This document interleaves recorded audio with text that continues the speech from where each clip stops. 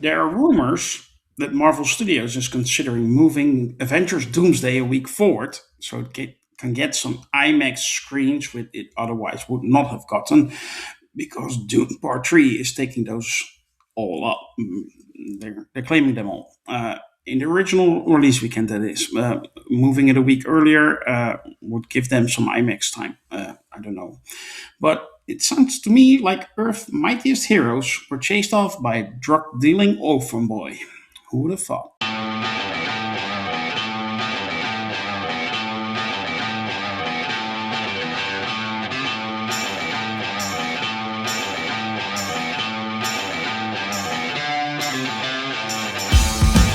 This is the review of Champions, and I'm your host, Grandmaster. With me is a powerful panel made up of the finest champions Sakar has to offer. Let me introduce them to you. First up, we have Mr. Taylor first. How are you? I'm great, thank you. That's good to hear. Next up, we have Merv. How are you? Fantastic. And voice only, we have Lokismom. How are you? Doing real well. That's good to hear. Today we're going to talk about episode 2 and 3 of the second season of the Marvel Disney Plus show, Daredevil Born Again. But before we do, I want to ask you all to help us. Like and share the video, subscribe to our channel, and join our forum at sakar.freeforms.net. Just click in the link in the description so you can set up your account. And you can even join our shows if you want to. Spoiler warning, there are spoilers ahead, so if you haven't seen the episode yet, do that first and then come back to our video. The fun and games between Matt Murdock and Wilson Fisk continue. And basically, that's it. Right, Merv? Yeah, it's a continuation of the same. I mean, it's pretty good, but especially when we get batches of episodes that further a lot more of the storyline, it all feels much nicer. You can digest it a little better whenever you get to see a little bit more and a little bit more. So the fact that we got 2 episodes this week, I think, really helped my impression of the show at the moment. I do think we furthered quite a few storylines to a good degree. And there's maybe some new wrinkles on my end that I didn't see coming. So we'll see. I'm looking forward to find out. Loki's mom, your quick impression of this week's episodes? Yeah, well, it was pretty much on par with the first episode, and I think that's sort of the problem. Um, Overall, though, it's there again, it's still pretty good. I mean, it's not boring me or anything like that. But I do wish it would kind of speed up a little bit as far as the plot narrative is going. Okay. You can elaborate on that later a little bit more, but first I want to hear from Taylor. Taylor, your quick impression of episode 2 and 3. Good episodes, just like the first one. I like the way the story's developing, although it could be, like Loki's mom said, it may be a little bit too slow on the slow burn, but we'll see. Yeah, yeah. Yeah, I agree with you guys. It's still very good. It's still a lot of the same, which was my complaint last week, and I stand with that. Stay with that. But still, if it's good, then yeah, why bother changing, right? So, but Loki's mom, you had some issues. I heard. Have them, and I also want to hear your highlights of these 2 weeks episode. Well, negatives, like I already said, um, it's the plot's moving along, but to what purpose? I mean, I'm not really getting an idea of where it's headed. We hadn't really gotten any clue yet for it. We can sort of assume that it's going to wound up in some sort of a mashup with vigilantes coming out everywhere. But I did like that they reintroduced or introduced the White Tiger, the White Tiger's niece, as the new White Tiger, and I was a little bit confused though with that first opening scene of the second episode where Poindexter's in a church and he's looking for a nun, but then we never really hear any more about that for the next two episodes. So I'm wondering where that's going to come up.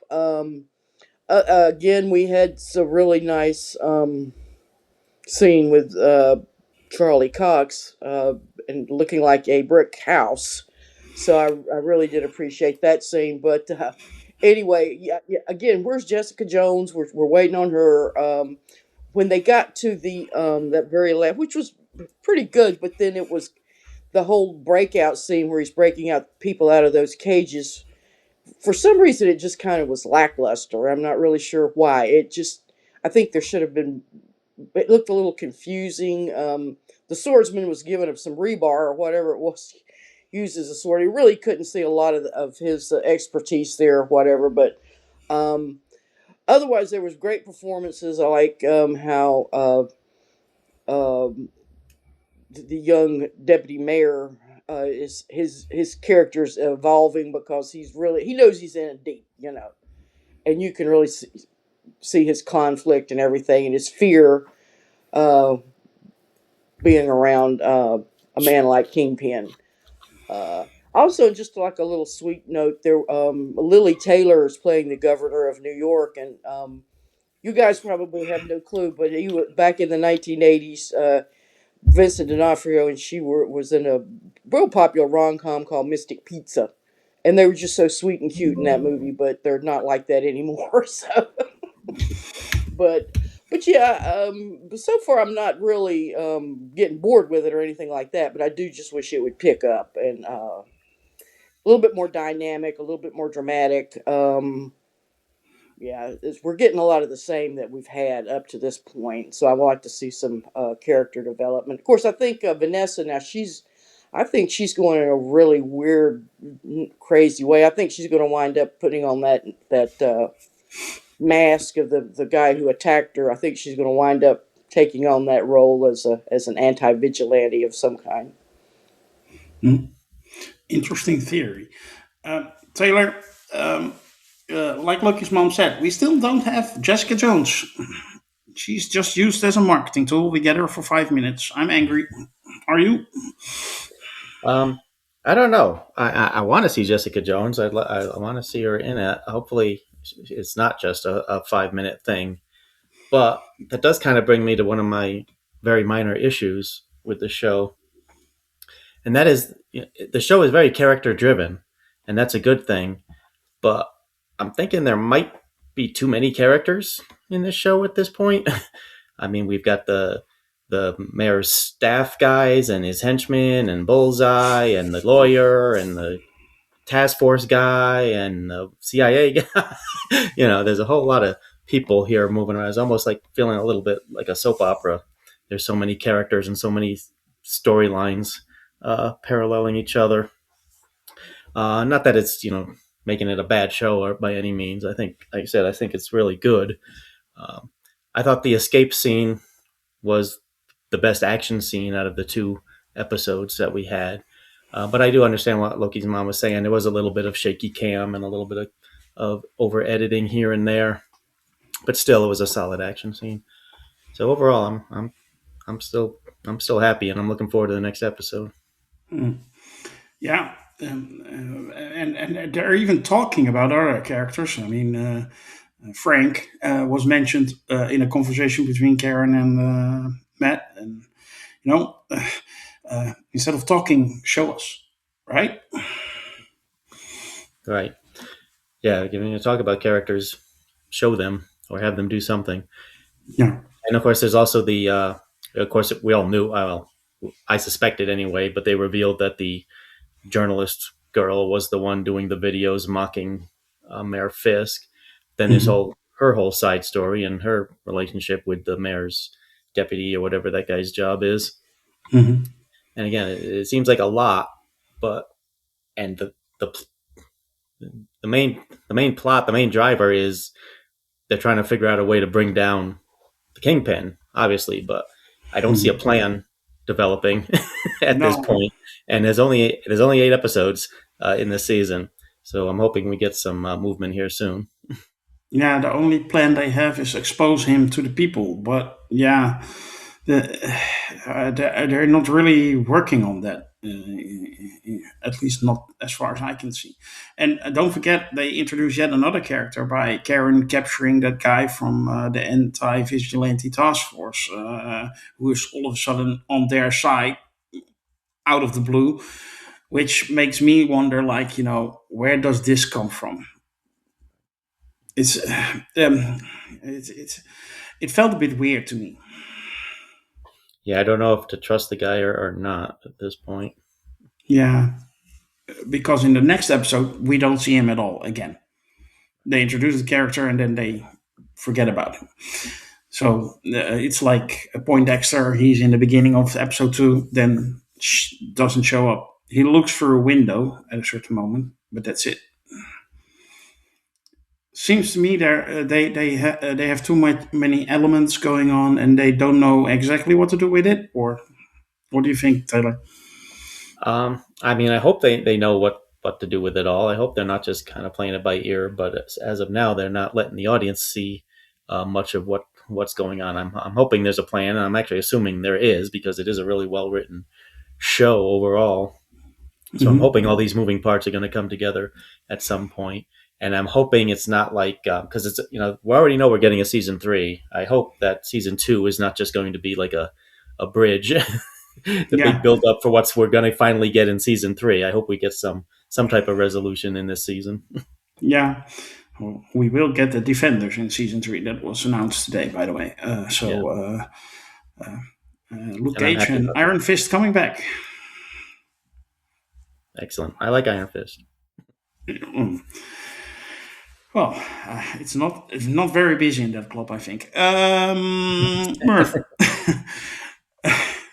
you also had some wrinkles. You said. I did, and just for clarification, when I mentioned Iron Fist last week, I was joking. I didn't expect it to be a real thing, but here we are. Mhm. Yeah, so one wrinkle that kind of got cleared up was the lighting issue. They only did it a couple times in these 2 episodes, so they seem to stack it so far more in episode 1 than the next 2.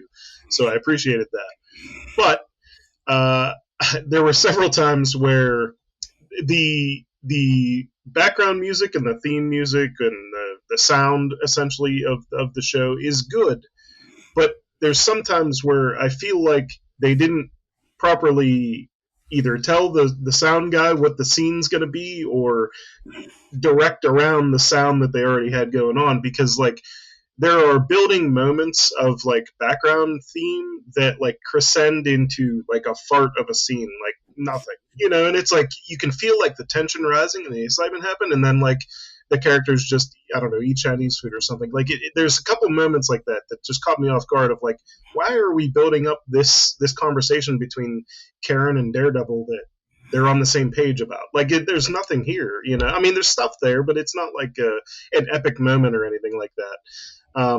So that caught me a little off guard. I don't know if it's overall like in an editing environment or whatever, but like there's some little things like that that I feel like I shouldn't notice, or if I notice them, I should notice them in a good way, and that's just, it's not always the case here. Now sometimes it works, but other times it didn't, and that caught me off Mhm. guard.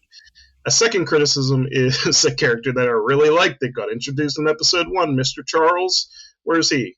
You know what I mean? Like, why is that character absent from the next? He was my favorite character probably in the first episode, and then you don't even know what is going on with him in the next 2 episodes. So that probably touches a bit on the idea of they might just have too many things in this show to squeeze everything into a satisfactory level, because, if it's 2, 3, 4 episodes before we see him again, who knows? Like that's not, it doesn't ring the same bell as a lot of other cool characters that you want to like. Um, so Well, I'll put that in a criticism. technically, it's already 3 episodes because we didn't see him in Right. 2 and 3, so he shows up in 4. It's 3 episodes since we've seen him. So Yeah. yeah, uh, Yeah. and it happens a few times. Huh? They just introduce a character and then you never hear of him, and then all of a sudden, probably in episode 7 or 8, they show up again. Yeah. Do so. But And, I get what you mean. There yeah. was an extensive scenes actually between Karen and Matt, and they just keep talking, and it's not like it's a relationship changing conversation or a life changing conversation or shocking revelation or anything that the other character doesn't know. And it just flows. And again, it's very well written, very well acted. And what you say, I get, but I mean, the direction is great and everything. But it's what Loki's mom said. It just doesn't get going, if you know what I mean. Yeah, yeah, it's fallen a little. I don't want to say hollow in some aspects, but that's kind of the vibe I'm getting. In other ways, I'm really enjoying it. Um, Particular standout characters. Another one, again from episode 1 all the way through to episode 3 so far, is Buck, who's Fist's right hand man. They're giving him a lot, and I didn't see that coming, and I'm very happy for it. I like the actor, I like the character, I like everything that's going on with it so far, so I'm really curious to see where that goes. Bullseye's like guerrilla vendetta against the anti-vigilante task force. I love it. He's a villain. He's killing people. I get it, but like he's killing the right people, if you know what I mean. Like these are scummy guys. So I'm kind of rooting for him and his whole thing. I'm sure at some point that'll turn on its head and he'll take it a step too far or target people I like. Like if he goes after Karen, well, then he's got to go. But uh, I don't know if it was just me who saw it, but I feel like they coming back to Buck, they did a little thing with him and Heather, at the dinner. It seems like that might be a blooming relationship or something like that. But there was also a scene with him and Vanessa before that kind of, I don't know, there were some looks that were passed that I started to think, is Buck going behind Fist's back and getting Yeah, it on with the queen pin? I don't know. Before the Heather scenes, I would have said, "Oh, this feels like an actual storyline," and maybe it still is. But like it almost, how many relationships can we set Buck up for? I don't know. In my own head, it doesn't. Until they pan out, it's just speculation. yeah. But there was another thing I picked up on, and I want to ask you all. It seems to me that both Daniel and Buck, they are in season one. They were like loyal to the Kingpin and like they're straight henchmen, nothing going on. But in all three episodes so far, they cast doubt with me if they will stay loyal to Kingpin. Both of them. Merv, how do you see this? I definitely can see it with Buck. Daniel, I can't really peg yet. Um, he's a little bit seems like I'm never even sure like how his relationship with BB works. Like they never seem like they've always seemed like they're on different sides of the fence about so many things. Like why are they even friends? It seems a little weird. But like it, I could see Daniel, especially because Kingpin's like threatening him over simply not giving him information fast enough. And it's like I could definitely see like either BB talking Daniel out or Daniel going the other way and trying to become so loyal that he becomes a straight up villain. I Mm-hmm. could see either way panning out really at this point. Mm-hmm. Hopefully it progresses further. Yeah, Loki's mom. Did you pick up on that as well? Yes, and to correct myself a little earlier, I said Vanessa, and I meant the psychiatrist lady, which is Heather. So Mm-hmm. she's the one I think that may wind up going psycho and putting on that mask with the, whatever on the eyes, the cross marks. But Yeah. anyway, yeah, I think so. Buck, well, he's just devious. He's just as evil as they come. He has no conscience. I think he's probably playing with fire though, going after Vanessa, or because he already knows what happened to the last guy that messed around with the queen pin, as I said. But as far as Daniel, yeah, I think I think he has certainly more of a conscience. I think toward the end of the first season, I think, yeah, he was really repulsed by everything that what he saw and what he was seeing with Fisk. But I think he's genuinely afraid of him. He wants this job, he wants the lifestyle, but he's also genuinely afraid.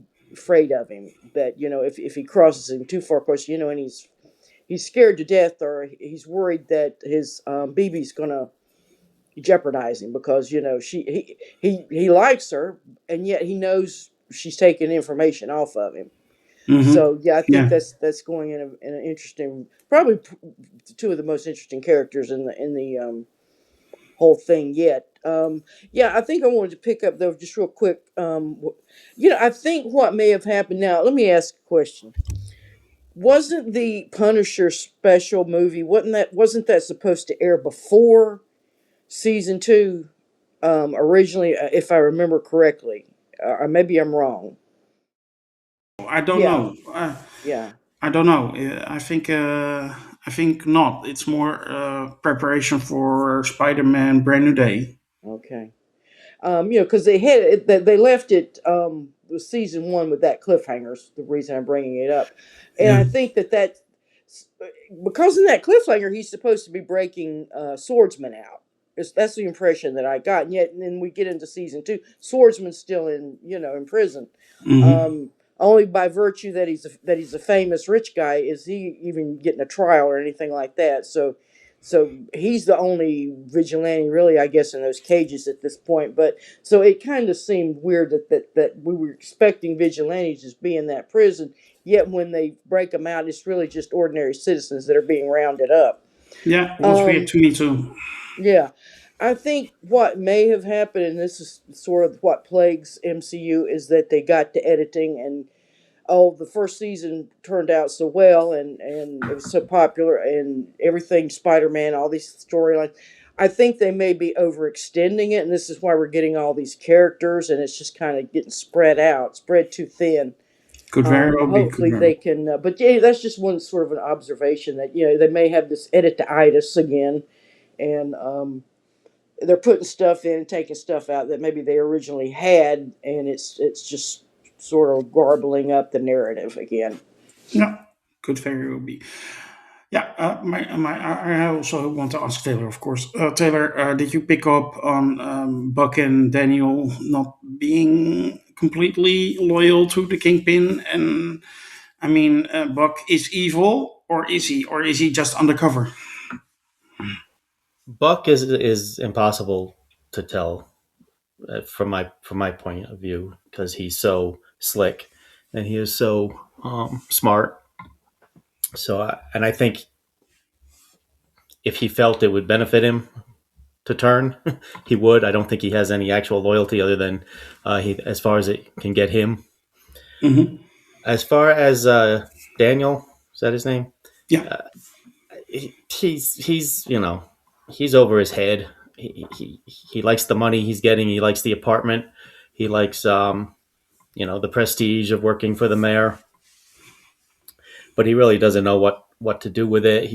He's trying to pretend that it's not as bad as he knows it actually is because he doesn't want to lose all of this stuff.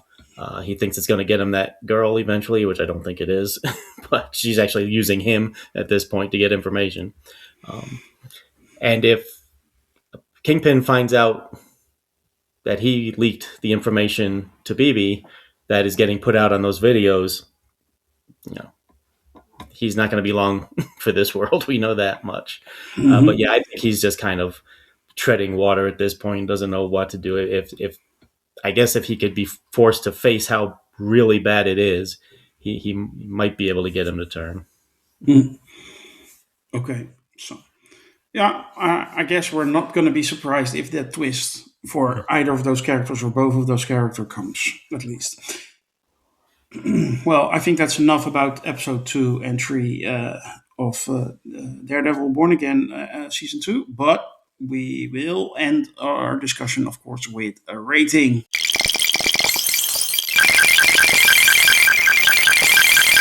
And we're going to rate out of 10, I guess. And I'm going to start with you, Taylor. Yeah, I'm going to stick with where I was last time for both these episodes. I'm giving them both 8 out of 10. Okay, fair. Merv? I'm going to give episode 2 a 7, but I'm going to give episode 3 an 8. And it's mainly because I did find the action sequence at the end very, very well done and fun to watch, quite frankly. It's a superhero show. I like seeing them actually fight stuff. So, you know. Yeah, that's why we watch. Loki's mom. Well, I'm going to stay with, like I said, it's pretty much the same as what we got last week as far as trying to advance the narrative. So, but there were a lot of good points to the both episodes also. So I'm going to give it a 7. Both of them a 7. So 7, 7, 7 so far. Yeah, and I'm going along with that. I'm also going to give both episodes a 7, with the remark that Merv also made that I really liked the action scene, although there was also something to be said about that as well. That will conclude this review of Daredevil Born Again Season 2, Episode 2 and 3. We hope you have enjoyed our discussion today. If you did, help us out, like and share this review, and subscribe to our YouTube channel. And if you really want more of us, you can join our forum at sokar.freeforums.net. We would love it if you do it. Next week, we will be back to discuss Episode 4. What a surprise. There's also a brand new episode out on our channel for our Star Trek project. And check that out. And soon we will start reviewing Maul Shadow Lord as well when it comes out. I believe it's next week. For now, I want to thank you all also on behalf of my fellow champions and wish you to be safe and be well. Bye.